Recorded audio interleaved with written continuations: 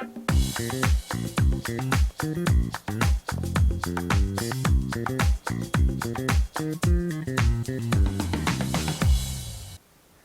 up, Colorado Realtors? I'm Scott Peterson. Thank you for joining me for another edition of Legal Bites. Well, it seems like all I'm talking about is hot market issues, right? And that's not surprising, because anybody I speak with, any realtor I talk to, no matter how short or long they've been in the business, but primarily on the long side, they say, listen, I've never seen a market like we have been in and experiencing over the last, I don't know, 8 to 12 months or so. And because it's truly crazy, and buyers are doing crazy things. Escalation clauses are one of them. So a few months ago, I recorded an inspection insanity. And everybody's going to say, oh, you're missing a quote on your escalation clause slide there. But just save your time and comments. I see it now.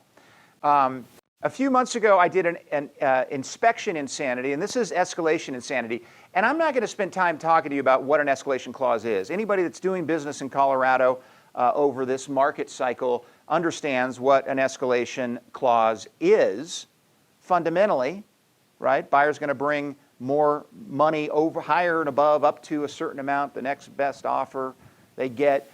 But the issue, and I've probably already talked about that in a previous Legal Bites in terms of describing what they are. And you know they have to be well drafted. They need to have a cap on them, obviously. But the issue that I'm having now and hearing about very commonly is multiple offers with escalation clauses included in them.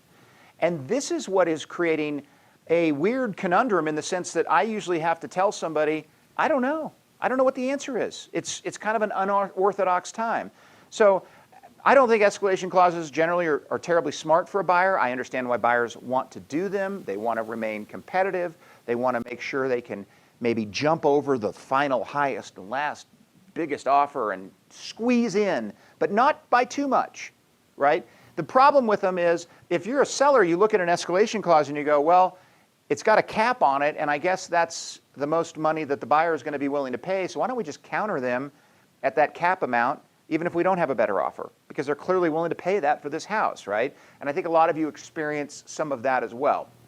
Well, in terms of these situations where we're getting multiple offers on a property with 2 or more escalation clauses in those offers, I'm now getting these phone calls from both listing brokers and buyer's agents saying, well, what does this mean?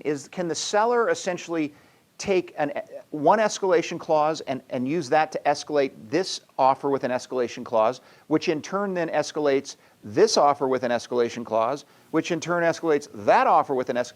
So you get into this sort of perpetual bump of escalation clauses, and the question is can they do that? And so, and I've heard from the listing broker side who says, hey, we've got multiple offers, 15 offers, 4 of them have escalation clauses with different caps. Can we escalate this one off of this one, which does this one, which goes to this one, which goes to this one, kind of back and forth? And my answer is, I don't really know. I honestly don't.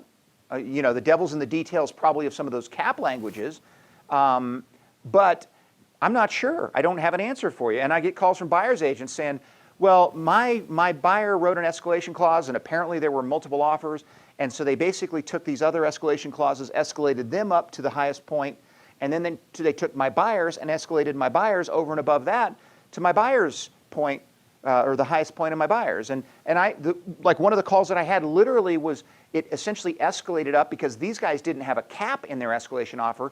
It escalated it up by just over, it was like $103,000 over the original purchase price. And so the buyer's agent's calling going, can they really enforce this? And my answer is, I really don't know. And so you need to avoid those situations because of all the market insanity. I mean, it's not, multiple offers is, not so uncommon, but not so many multiple offers. But what is really uncommon is the volume of multiple offers with multiple escalation clauses in them. So in terms of best practices, I can't say it enough. Your buyers have to be capping the ultimate dollar amount that they are willing and able to contract for at a number that in good faith they're actually willing and capable of performing on if that offer is accepted and supported by another competing offer, right? That's number one. And maybe number one is your buyers have to understand this is a present commitment when they make that offer that they're willing and able to do that in good faith, right? That's the threshold point. But then the second is that they understand that this is not a, well, we'll see, kind of where we end up, and if I want to accept now the seller's acceptance of my offer. That's not how they work either. So that's the important thing. And then, we can't write I can't write language for you, but I do think if you're going to be doing escalation clauses now, it might be helpful to have an additional sentence or two in there that addresses the fact that the seller cannot, that your escalation clause can only be escalated once or can only be escalated based on one other unescalated offer or one other full purchase price offer rather than being open-ended on that point. Because without some additional clarity in your buyer's offer to the seller on the escalation clause, it does open up this possibility that you could go escalate, escalate, escalate, and then your offer ends up getting, or your buyer ends up getting escalated based on the other escalations. And so I think it might be logical, just based again on the volume of multiple offers that we're seeing, to add some language in the clause that addresses that possibility, because it is happening and I am hearing about it. So anyhow, always be thinking about that. If you need to call the legal hotline, we're there and available for you guys from 9 to 12 and 1 to 4 Monday through Friday.